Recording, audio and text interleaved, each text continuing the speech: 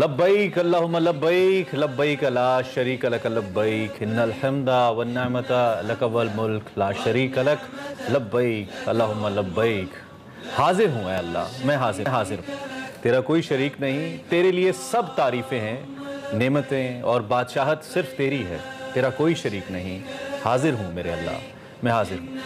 دنیا بھر میں ہر کسی مسلمان کی یہ خواہش ہوتی ہے کہ وہ فریضہ حج ادا کرے، اور اس کے لیے ساری زندگی لوگ کوشش کرتے ہیں، پلان کرتے ہیں، محنت کرتے ہیں اور یہ فریضہ ادا کرتے ہیں۔ گزشتہ اگر ہم 2 سالوں کی بات کریں تو اس میں کرونا وبا کی وجہ سے حج صرف سعودی عرب کے باسیوں کے لیے ہی ممکن تھا، مگر اب اللہ رب العزت کا شکر ہے کہ اس سال کرونا وبا قابو میں ہے اور دنیا بھر سے جو مسلمان ہیں وہ فریضہ حج ادا کرنے پہنچے ہیں۔ پاکستان سے بھی جو حج پروازیں ہیں ان کا سلسلہ جاری ہے، اور گزشتہ سالوں کی طرح اس سال بھی حکومت پاکستان کا یہ کہنا ہے کہ حاجیوں کے لیے بہترین انتظامات کیے گئے ہیں۔ ویسے تو 2019 میں حج 5 لاکھ پاکستانی روپے میں ہوتا تھا، لیکن اب اس کی قیمت تقریباً دگنی ہو گئی ہے، 8 لاکھ روپے ہو گئی، اور اس حوالے سے بھی بات کریں گے اور کتنے حجاج کرام پاکستان سے سعودی عرب حج کے لیے جائیں گے، جن میں سرکاری کوٹے پر اور پرائیویٹ کوٹے کی تعداد کیا ہے، اور آخری فلائٹ کب پاکستان سے روانہ ہوگی، اسی حوالے سے بات کریں گے۔ ہمارے ساتھ ابرار مرزا صاحب ہیں، ڈائریکٹر جنرل حج آپریشن، ان کو ہم خوش آمدید کہیں گے۔ بہت شکریہ سر، آپ نے ہمیں جوائن کیا۔ سر، سب سے پہلے تو کووڈ کے بعد اوبویسلی یہ پہلا حج ہونے جا رہا ہے، پاکستانی حجاج کے لیے کیا اقدامات کیے گئے ہیں، اور جو ہم اگر کہیں کہ پچھلے گزشتہ سالوں میں نہیں ہو سکے، اس بار کیا خاص اقدامات ہیں حجاج کے لیے؟ بسم اللہ الرحمن الرحیم۔ میں سب سے پہلے آپ کا جو ایشو ہے کووڈ سے ریلیٹڈ، اس کے بارے میں رسپونڈ کروں گا۔ جی۔ اس طرح پاکستان گورنمنٹ اور سعودی گورنمنٹ نے مل کے ایک کوریڈور کریٹ کیا ہے جس میں صرف وہ لوگ آ سکتے ہیں جن کا ویکسینیشن ہوئی اور جن کا PCR ٹیسٹ ہوا ہو۔ تو دنیا سے تمام جو حجاج آ رہے ہیں ان کا PCR ٹیسٹڈ ہے اور وہ کووڈ ویکسینیٹڈ ہیں، تو وہ جب اس کوریڈور میں انٹر ہوتے ہیں تو اس چیز کی سیکیورٹی ہے کہ کوئی آدمی جو ہے وہ کووڈ افیکٹڈ نہیں ہے۔ نتیجتاً ابھی تقریباً جو ہے وہ 25 دن گزر چکے ہیں اور ابھی تک ہمیں کسی قسم کے کووڈ کے کیسز سامنے نہیں آئے۔ جہاں تک تعداد کا تعلق ہے، اس سال ٹوٹل تعداد جو ہے وہ 83,000 کچھ عدد اس کے ساتھ ہیں، اور اس میں سے 34,453 جو ہے وہ سرکاری حج اسکیم میں، جبکہ تقریباً 49,000 جو ہیں وہ پرائیویٹ اسکیم کے تحت چل رہے ہیں۔ تیسرا جو اسپیکٹ آپ بتا رہے تھے کہ انتظامات کے حوالے سے، اس دفعہ چونکہ ڈیمانڈ اینڈ سپلائی میں مارکیٹ جو ہے وہ ہمیں فیور کر رہی تھی، تو ہم نے اس کو پوری طرح کیپٹلائز کیا ہے، اور یہ تقریباً 11 سال بعد بہت ساری چیزیں جو ہم مائل سٹون سمجھتے ہیں اس دفعہ ہم نے کی ہیں۔ ہم 11 سال بعد حرم کے قریب جانے میں کامیاب ہوئے ہیں، اور ہماری کوئی فیسلٹی جو ہے وہ 3 اسٹار سے نیچے نہیں ہے۔ اچھا، گریٹ۔ اور اس کے ساتھ ساتھ یہ اگین 11 سال بعد ہے کہ جی اب عموماً ہمارے حجاج کی تعداد زیادہ ہونے کی وجہ سے اور پیکج تھوڑا سا کم ہونے کی وجہ سے ہمیں نیو مینا میں کیمپس ملتے تھے۔ اس دفعہ ہمارے تمام کیمپس جو ہیں وہ اولڈ مینا میں ہیں۔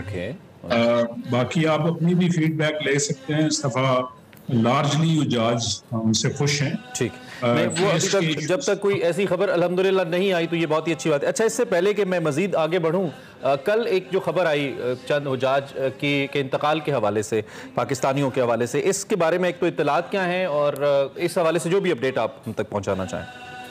جی، اس وقت تک جو پاکستانی حجاج میں سے تقریباً 6 حجاج کی ڈیتھ ہو گئی ہے۔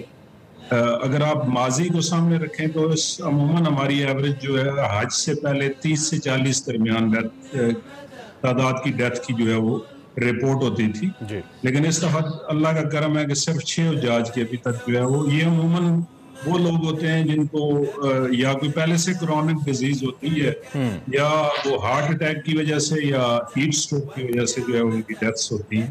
اس دفعہ وہ کافی حد تک کنٹرولڈ ہے۔ ٹھیک ہے، اور اس کی وجہ بھی طبی ہی سامنے آئی ہے، یہ طبی موت ہی ہے جو ان حجاج کرام کی ہوئی ہے، اور دوسرا ان کا تعلق کن علاقوں سے ہے یہ معلوم ہو پایا ابھی تک؟ اس میں 3 حجاج جو بلوچستان سے ہیں، ایک KPK سے ہیں، 2 پنجاب سے۔ ٹھیک ہو گیا سر. یہ آخری جو فلائٹ آپریشن ہے وہ کب ہوگا, جب جو آخری فلائٹ جائے گی اس حوالے سے بھی بتا دیجیے گا, اور کہاں پہ ان کے جو انتظامات کے حوالے سے, جس نے کہا کہ 3 اسٹار سے کم ان کو جو کہہ لیں ان کی ویسینٹی نہیں ہے, سو اس حوالے سے بھی گائیڈ کیجیے گا کہ کیا کیا بیسکلی وہاں پہ انتظامات ہیں, کیونکہ ہم نے اس بار دیکھا تھا اور ڈسکشن بھی کی تھی کہ کافی بہترین انتظامات کیے ہیں تاکہ اس طرح کا کوئی بھی مسئلہ حجاج کرام کو نہ ہو سکے. ایک تو جو آپ کا پہلا سوال ہے, لاسٹ فلائٹ ہماری فورس سے لجاگوا جو 3 یا 2 جولائی بنتا ہے, اور جو جہاں تک تعلق ہے ہماری انتظامات کا, میں اگین ریپیٹ کروں گا کہ جی اس دفعہ ہمیں جو ہے وہ مارکیٹ میں سپلائی سائڈ کی چونکہ مارکیٹ نہیں ہے, تعداد کم ہے, تو ہمیں بہت اس کے فیوریبل سرکمسٹانسز ملے ہیں جس کو ہم نے میکسیمم کیپٹلائز کیا ہے. اس دفعہ ہمارے 70% حجاج یہاں بھی حرم کے قریب ہیں, اور مدینہ شریف میں ہم فرسٹ اور سیکنڈ رو سے پیچھے نہیں گئے, اور ہماری موسٹ جتنی بھی فیسلٹیز تھیں ان میں سے کوئی 3 اسٹار سے نیچے نہیں تھی. اسی طرح جو کیٹرنگ سروسز ہیں وہ بھی ہماری جتنی ممکن ہم سے کاوش ہو سکتی تھی لوسٹ کاسٹ پر جو ہے ہم بیسٹ سروسز دینے کی کوشش کر رہے ہیں. آف کورس بیچ میں جو ہے یہ ٹیسٹ کے ڈفرینسز کی وجہ سے کوئی لوگ بلوچستان سے آئے ہوئے ہیں, کوئی کوئٹہ سے آئے ہوئے ہیں, کوئی پشاور سے آئے ہوئے ہیں, تو ٹیسٹ کے ڈفرینس کی وجہ سے اکا دکا بیچ میں مسائل آتے رہتے ہیں, لیکن ہم ان کو ساتھ ساتھ حل کرتے ہیں. اچھا ابرار صاحب, چونکہ کووڈ بھی دوبارہ سر اٹھا رہا ہے, ہم نے شروع میں بھی اس پہ بات کی, پاکستان میں 4% تک جو ٹیسٹڈ کیسز ہیں ان میں سے رپورٹس پہنچ رہی ہیں. اللہ نہ کرے ایسی کوئی معاملات حرم پاک کے اندر ہوں اور سارے جتنے بھی ہمارے بھائی بہنیں وہاں پہ موجود ہیں وہ بخیر و عافیت اپنے حج کے اس فریضے کو انجام دیں. لیکن اگر ان کیس خدا نہ خواستہ there should be a plan B, ایک ہونا چاہیے. منسٹری کے پاس پلان بی کیا ہے ان کیس اگر کوئی ایسی ہنگامی صورتحال اللہ نہ کرے ونس اگین خاکم بدن ہو, تو آپ کے پاس پلان کیا ہے اس کو لے کر, یا آپ کی کیا بات ہوئی ہے سعودی منسٹری سے؟ جی اس میں دونوں سائڈ پہ سعودی اتھارٹیز میں بھی اور ہم نے مل کے جو ہے وہ اس کا پلان بی بھی ڈیوائز کیا ہوا ہے جی. اور اس میں پلان اے میں ہم میکسیمم سینیٹائزیشن, ماسک اور آپ کی جو سروسز کی جو نظافت ہے اس میں کوشش کر رہے ہیں, اور سعودی اتھارٹیز پہ بھی اس پر سختی سے عمل درآمد کرانے کی کوشش کر رہی ہیں. دوسری صورت میں جو ہے یہ 3 ٹیئرز ہمارا سسٹم ہے. ہم لوکل ڈسپینسریز میں ہم نے جو ہار بلڈنگ میں موجود ہیں اس میں ہمارے آئسولیشن سینٹرز ہیں, پھر اس کے آگے ہمارے اپنے ہاسپٹلز ہیں جو پاکستان گورنمنٹ نے اسٹیبلش کیے ہوئے ہیں, ان میں بھی ہم نے آگے جو ہے آئسولیشن روم اور ایکوپمنٹ اور گیجٹری جو ہے وہ اس میں اویلیبل ہے. 3rd ٹیئر میں جو ٹرشری کیئر ہے وہ سعودی اتھارٹیز نے اپنے ہاسپٹلز کو بھی تمام حجاج کے لیے اوپن کیا ہوا ہے کہ اگر ایک سرٹن لیول سے آپ کو یہ فیل ہو کہ جی ہم ٹریٹ نہیں کر سکتے تو ہم اپنے ہاسپٹلز کو بھی. اس کے اوپر ہم نے ایک لاسٹ کور بھی دیا ہوا ہے کہ ایوری پلگرم از انشورڈ. اچھا یہ اچھا اقدام ہے. اللہ نہ کرے ایسا کوئی واقعہ ہو, لیکن پلان ہونا ضروری ہے. اور ان دی اینڈ ہم نے دیکھا کہ کبھی کبھار خدا نہ خواستہ ناخوشگوار واقعہ مینا کے حوالے سے آپ نے کہا, کیونکہ پرانے مینا کے اندر خیمہ بستی آباد ہوتی ہے, تو خیمے میں لوگ سلنڈرز وغیرہ استعمال کرتے ہیں اور کپڑے کا وہاں پہ ٹینٹس کا زیادہ استعمال ہوتا ہے, تو آگ وغیرہ کے بھی کچھ ناخوشگوار واقعے پچھلے کچھ سالوں میں ہم نے دیکھا کبھی کبھار رپورٹ ہو جاتے ہیں. اس کے لیے کیا ہمارے جتنے بھی پلگرمز ہیں, جتنے بھی حجاج کرام ہیں, ان کو پراپرلی ٹرین کیا گیا, اور اس حوالے سے ہمارے انتظامات ہیں وہاں پہ پاکستانی حاجیوں کے لیے؟